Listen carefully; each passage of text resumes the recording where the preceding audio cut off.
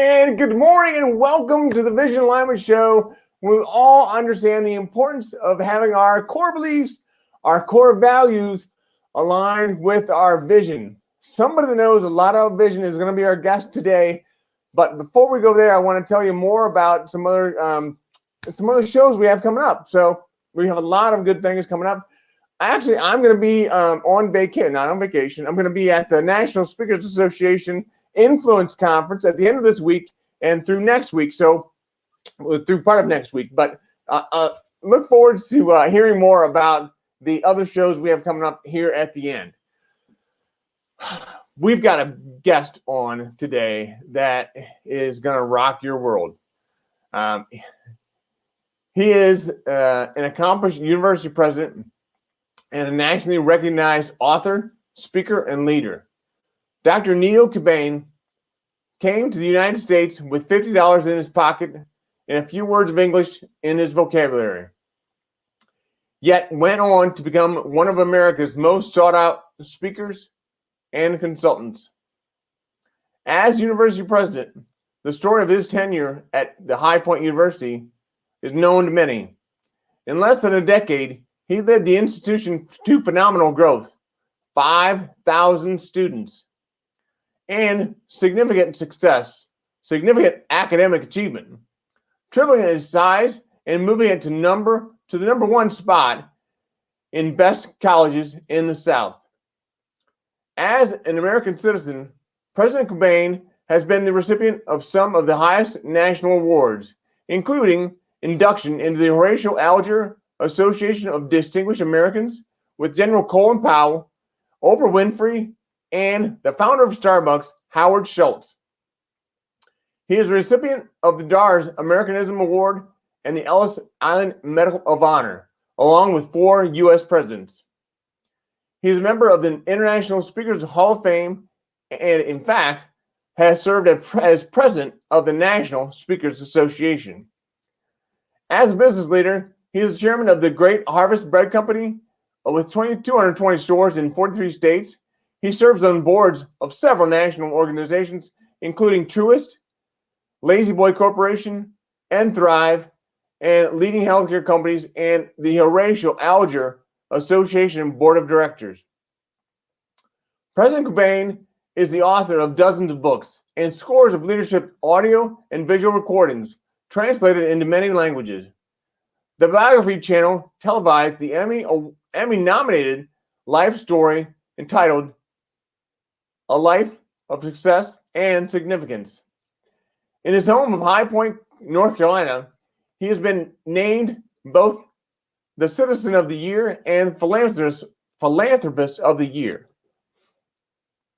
His foundation has invested millions of scholarships for deserving young people, and his family has been among the highest benefactors to High Point University and other organizations. Without any further ado, please join me in welcoming Dr. Nido Qubein. Woo! Thank you so much. Thank you, Bryan. And thank you so much for being on with us today, Nido. This is great. Dr. Qubein, I want to make sure I get that right. Well, thank you, sir. Thank you, sir. Yeah. So tell me, when is your first recollection of knowing your vision?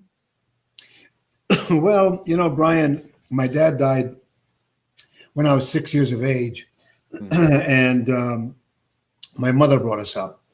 So my mother was my hero, my model, my mentor. She had 4th grade education, but she had a postgraduate degree in something I would call common sense or uncommon sense. And she really helped me form that vision, which is to have a life filled with success, but also a life that's framed with significance. So my vision always was that I would invest 1/3 of my life in earning, 1/3 of my life in learning, and 1/3 of my life in serving. And I would say that began at a very young age. Now, you talked about vision, you're not talking about a strategy or, plan. I'm not sure I knew exactly how I was going to do all of that, but I understood that is the direction of my life. Wow. If you want to hear more, stay right there.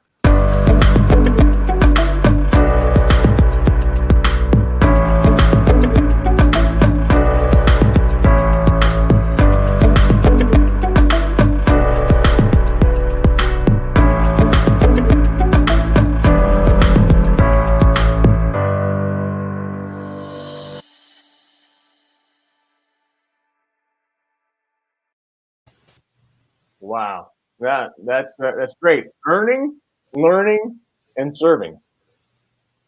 That's good. So tell me, who do you think, or what do you think the biggest factor in your success is? Well, I think focus is more important than intelligence. And when you have a clear vision and you know where you want to go, where you are now, where you want to go, the next step will be forming a strategy to get you there. And I think I've always had a clarity of focus, a richness of mindset, and a notion that there's a difference between being an optimist and being an actionist. And I've always been an actionist. So if I have an idea, I act on it. I believe in the art of the possible, Bryan. I don't believe anything is impossible. I believe there's no such thing as unrealistic dreams, only unrealistic timelines. And I believe that we were created to be extraordinary. So the notion then is, how do we bring our own happiness? How do we bring our own success? How do we work with faithful courage towards better days ahead? For me, that was all about, acknowledging and understanding that you can't take risk out of life. If you take risk out of life, you take opportunity out of life. So life is not about risk aversion, but rather about risk management. And I think these fundamentals for me were always contributing factors. They were foundational strength for any success I may have had in my life, both in business and now as a university president. Wow. So amazing. What do you think the biggest or the best advice you've ever received is? Oh, that's easy. My mom, fourth grade education, taught me three very important lessons. I would call them my foundational advice. Number one, who you spend time with is who you become. So the environment in which you reside will almost always define the person you become. Choose your friends carefully. Choose your partners carefully. In other words, form a circle of influence that's dynamic, inspiring, and help you to transform yourself. Secondly, she said, what you choose is what you get. So your choices are everything. Your circumstances today do not define where you end up. They only define where you start. The rest of it is based on the choices you make. And third, in that advice, she said, how you change is how you succeed. In other words, you will change. You have to change. Whether you choose to or not, you have to change because life is ever moving, ever changing. The question is how you change. You change with dignity. You change with maturity. You change with conviction. You change with a sense of grit and flexibility, or is change forced upon you? Remember this, Bryan, that for the timid, change is frightening, and for the comfortable, change is threatening. But for the confident, change is opportunity. And the question becomes, how does one become confident? The answer is competence leads to confidence. So there is you cannot fake it till you make it. That's baloney advice. The right advice is be really good at what you do. And, academically, it doesn't mean that you just get an A+ and become a, magna cum laude graduate in a certain discipline. That's not enough. You have to master life skills. So, life skills like emotional intelligence, like problem solving and critical thinking and so on. And that's the problem with colleges today, is that we teach people all of this educational stuff, which is really, really important, but we don't help them develop an entrepreneurial mindset. We don't teach them the difference in time management and energy management. We don't tell them that it's okay to be selectively extravagant, but you must be also prudently frugal. Lessons that really guide you on the pathway of life in a way that success then becomes a natural outcome of who you are. So tell us, what are some of the obstacles or challenges you're still working on? Oh, I don't think in terms of obstacles. I think in terms of interruptions in life. Life is filled with interruptions, as you know. For me, now as a president of Hype University, of course, I'm working on starting a school of law and a school of dentistry. And there's always someone who says, you can't do that. There's too much competition. There aren't enough students. The school is too expensive. You won't get accredited. If you listen to those voices, someone says, garbage in, garbage stays. It doesn't exit. It stays. It multiplies over time. You become a garbage dump. over time you begin thinking that there really is no value that you offer. And life is about intentional congruence, Bryan. It's about being in concert with who you are as a person, what you want to do, how you want to help others, where you want to go. So these things, called obstacles, are minor interruptions in on your pathway. They're little potholes, in the road as you ride your bicycle. You have to go around them, over them, etc.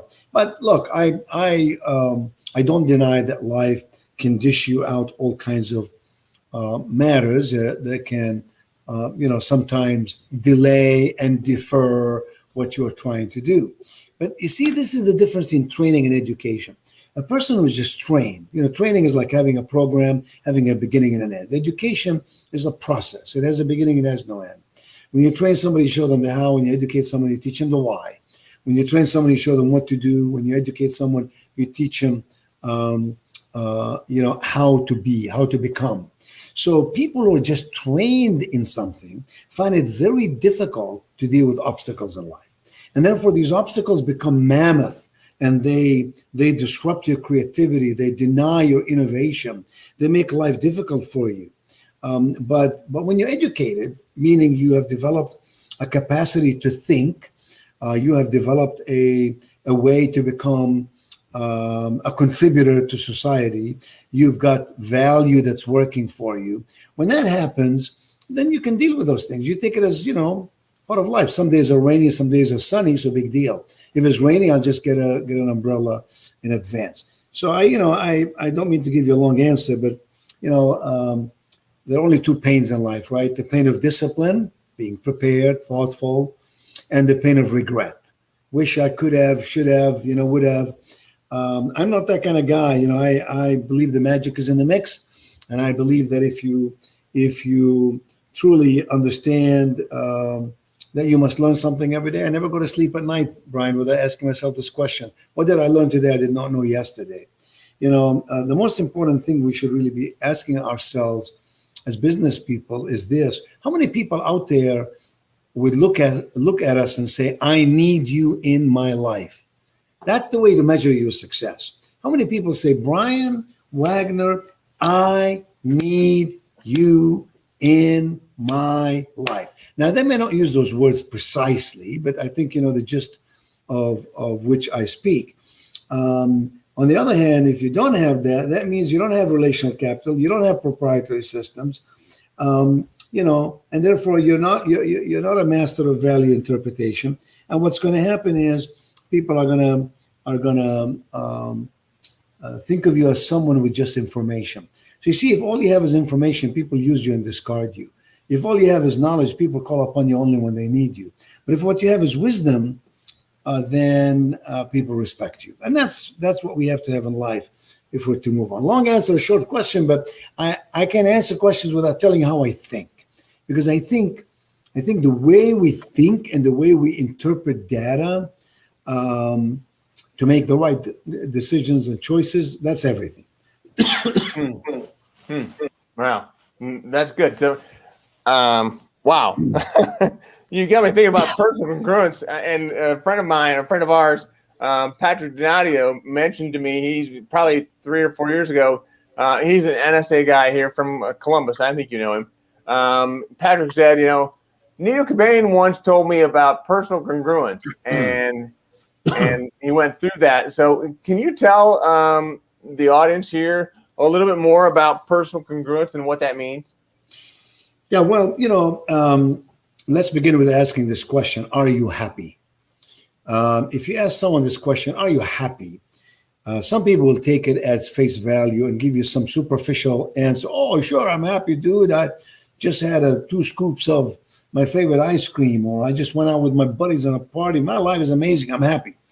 That's not what I'm talking about. I'm talking about, are you in a continuum of happiness? Happiness is not about some artificial smiling, going to a party, laughing, and having your favorite beer. Happiness is about really being in a position of equilibrium, when your life is in balance, physically, mentally, socially, spiritually, economically, familially. When you are intellectually, when all those things are in balance, you are a happy person. You will express it different ways, but you're a happy person. That happiness emanates from within. It's not. It's not. Brought on from some outside factor. It is within you. It's within your heart and your soul. And so intentional congruence or personal congruence really means that all the pieces of your life work together. Now in business, it has a different application. So, or an additional application, I should say. So for example, if you are a speaker and you earn your livelihood from speaking fees, that's a singular source of revenue. But if you really understand the principle of intentional congruence, for example, that revenue sources of income can come from earned profit, interest, royalty, dividend, rental, residual, capital gains, etc. I keep this little book. I put all of my thoughts in here, right? So, I have lessons in here like, it's how you buy, not how you sell. Leave a trail of tangibles. Grow your circle of influence. Break the paradigm. This is what I believe. This is my little, some people have little black books with, when they were young, you had those and you had girls' names in them and phone numbers. I have wisdom in mine and I refer to it often. So I think, personal congruence is when what you want, who you are, what you do, all come together to be in a form that is truly holistic. So that's easy for me to answer. Easy for me to answer the question. It's much harder to teach the concept, but I teach the concept over a full day. I used to do these seminars, as you know, and I would teach these business people, all the concepts. So a speaker, for example, I would say, or a business guy, I would say, you should have a real estate company that owns the business where you hold your business. You should have a publishing company, not literally, but that's the way you have to think, that publishes your books and CDs and so on. And you should have a hospital where clients come to you for advice and so on. So I paint that picture so people can truly understand what I'm saying. And then you make all these circles connect one with the other. So today, for example, I'm a university president, but my revenues come from multi-sources, and my friendships are in many different circles.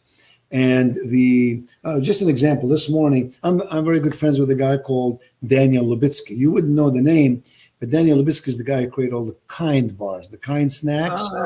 Yeah, he's a multi-billionaire now. He's sold 40% of the business to Mars. So anyway, Daniel and I are friends. John Maxwell and I are friends. And so in two different worlds, right? One is in business, one is in leadership and so on.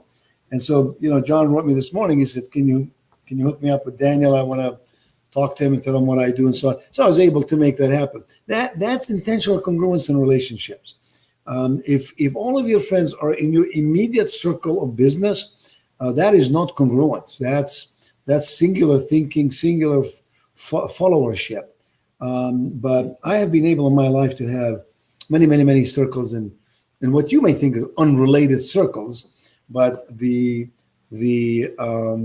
congruence there is me in the middle, right? And I know all these, if I drew you a picture, I will show you what I mean. It's all of these circles I'm involved in, and then all of these people in the circles. So then, Bryan, it follows, therefore, that you can do a lot more than a lot of other people can do in less time with greater success and profitability, not because you're smarter, not because you're a genius, not because your IQ is higher, but because you know how to connect all those points in such a way that they create a more magnified result.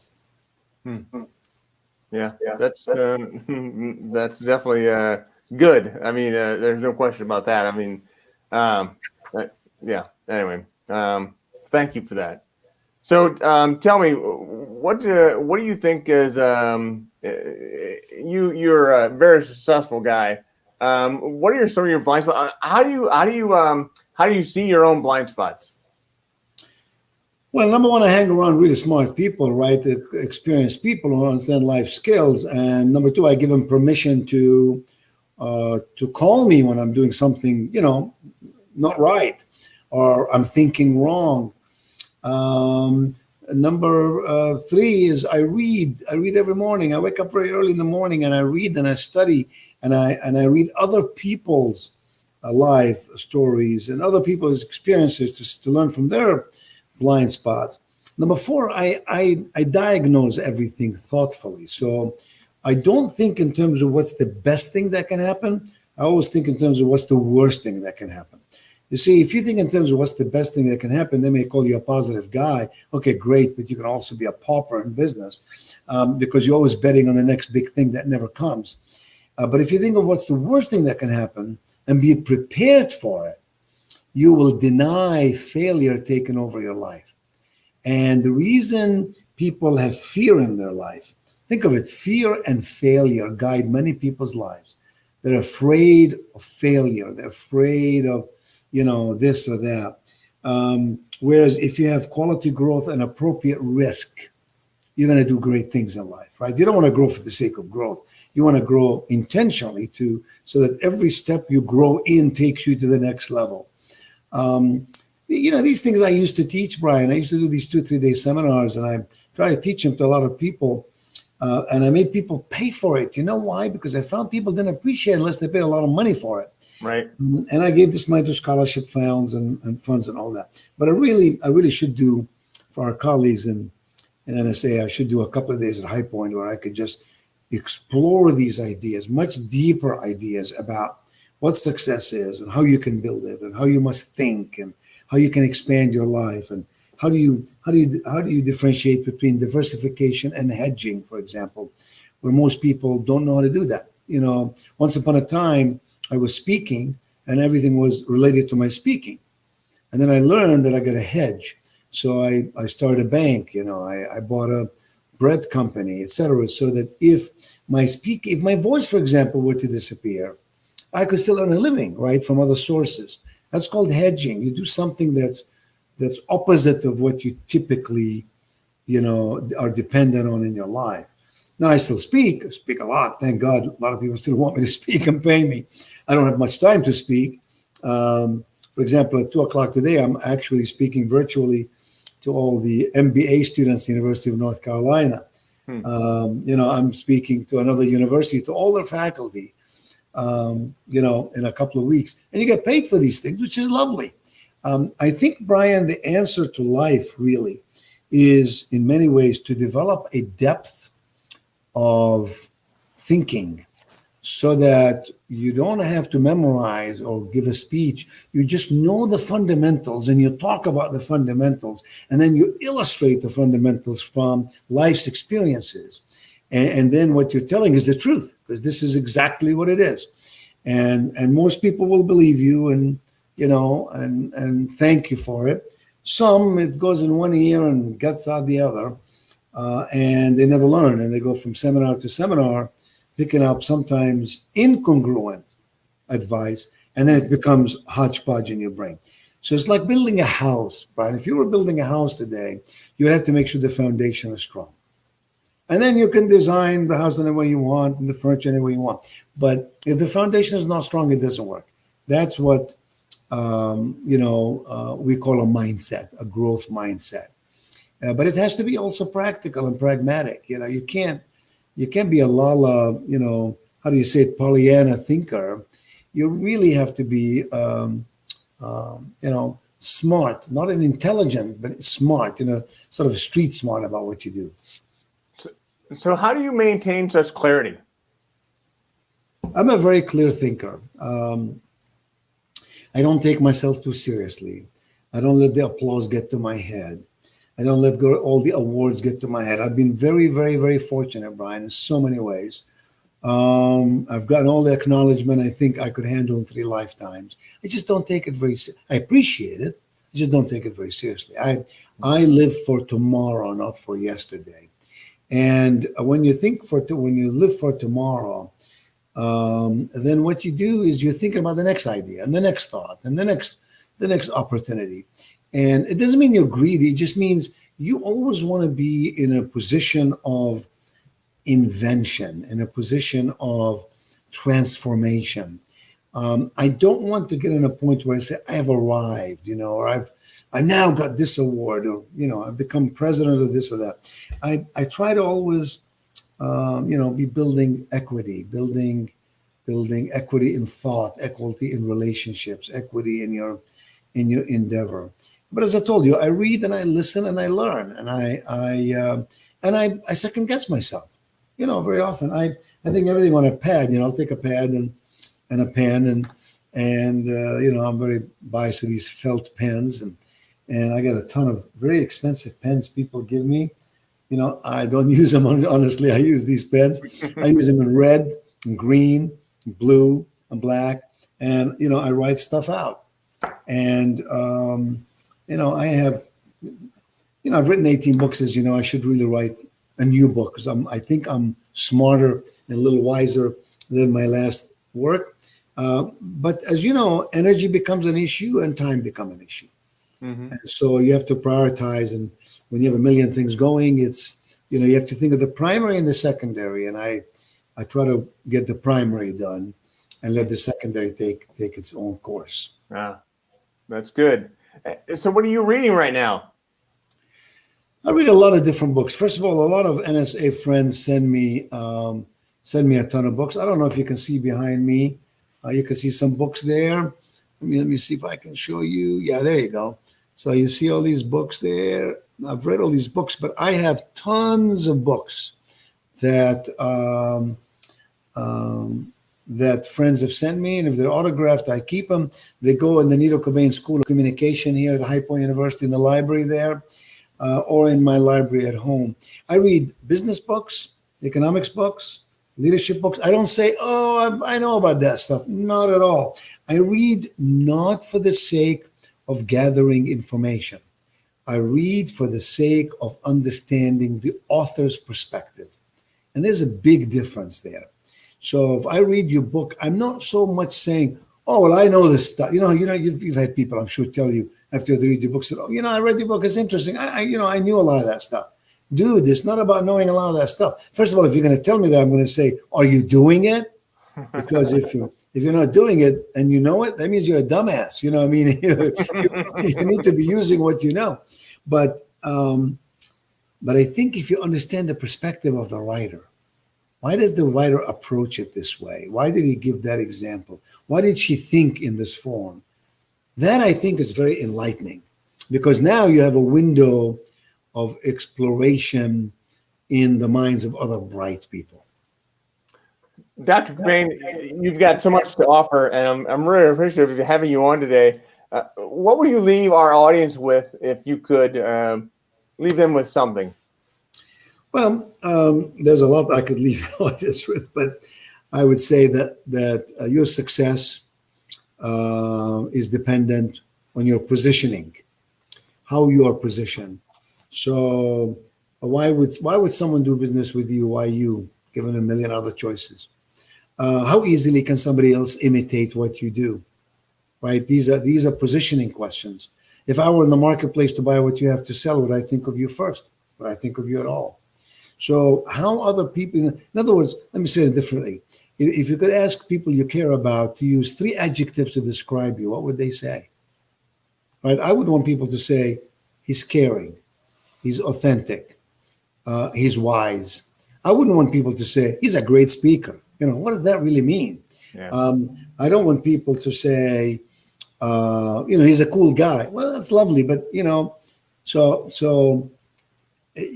stewardship is about living your life in a way that you want others to appreciate you. And the only way they appreciate you is if you help them. So you see, those two are intermingled. So someone's not going to appreciate you unless you bring value to their life. And so, I hope that the people who've crossed my path and I've crossed their path, and they've been in the millions, as you know, over the years, I hope that I've influenced their life in some way. I don't want anyone to say I'm charismatic, for example, which is language, people have used from time to time. Yeah. I would put authenticity above charisma any day of the week. But I want to be a steward, I want to be a steward of the talents God has given me and the skills I've been able to evolve, and I want to be able to use them for the good. So I hope everybody listening to us and watching us today acknowledges that you were born for a purpose, and you are born to be extraordinary. And it is your duty and responsibility to deliver on that. And that whining is the opposite of thanksgiving. So when you whine about what isn't, you're really saying you're not grateful. And think of it, this morning when we got up, Bryan, and at this very moment, we're breathing oxygen. If you deny us the oxygen, we would die. We're breathing oxygen. So wait a minute, how much did you pay for oxygen? Nothing. It's a gift from the heavens. And yet we rarely say, thank you, God, for oxygen. You know, you have people who love you and we take them for granted. And I used to say, we're the meanest to the people who love us, who are closest to us. We take liberty with someone who's closest to us. We wouldn't treat a foreigner, a stranger in a way like that. So life is about authenticity. It's about stewardship. It's about, the word legacy is a good word, but the word legacy is, when someone says, Nido, you're leaving a great legacy, you're building this university, you're doing all this. Well, that's lovely, but it sounds so selfish to be focused on building a legacy. What I'd rather do is plant seeds of greatness in the minds, hearts, and souls of all the students who enter this university. That's the work that really thrills me and pleases me, because we're all going to go back to the salt of the earth, Bryan. Don't kid yourself. And oh yeah, they'll remember you. Your friends will remember you for a while, but in the business of life, they'll forget you soon enough. Yeah. And so, what matters is what effects you left behind. Two most important words in the English language: impact and influence. How are you influencing other people, and what impact are you leaving behind? And that's what I strive to do every day, and that's what I wish for everybody watching us today. Thank you so much. This is absolutely perfect. You're the best. Thank you, Bryan. It's my honor being with you. Continue to do great things wherever you go. I appreciate you, honor you, and respect you, and God bless you. And you're helping a lot of people, and you've taken your personal situation and turned it into an inspiring story for all. So we are grateful to you, sir. Yes, thank you. I appreciate that. I know you got to go. If you can hang around in the green room, that'd be great. If not, I totally understand if you need to go. But I appreciate your time today. Thank you so much, Bryan. Thanks, Nido, or Dr. Qubein. Sorry, I did it again. No, it's okay. Perfectly okay. All right. Wow. What a great show again today with Dr. Qubein. I'm like, oh my gosh, I can't believe he actually made it. Because he's such a busy man and so much going on in his world. And I'm just appreciative of him being on. I'm also appreciative of you being on. You being on with us to experience this vision alignment has been phenomenal. So look forward to more shows coming up soon. Probably not this week because we have influence that's happening at the National Speakers Association Conference. But then next week we have more good stuff coming up towards the end of the week. So look forward to that. And as always, keep one eye on the road. Thank you. Take care. Have a good one.